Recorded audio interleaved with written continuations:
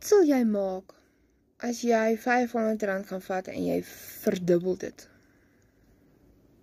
So jy betaal R500 en jy invite 2 ouens en jy kry $50 terug.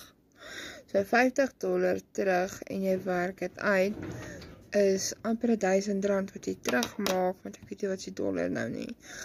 En jy invite 6 ouens, dis $300. Wat sal jy maak met $300?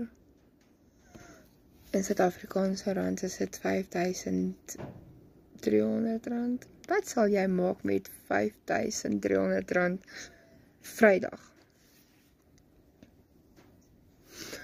Wat sal jy maak as jy jou geld wat jy maak kan verdubbel?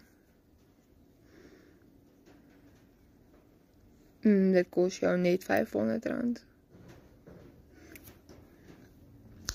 Laat weet my.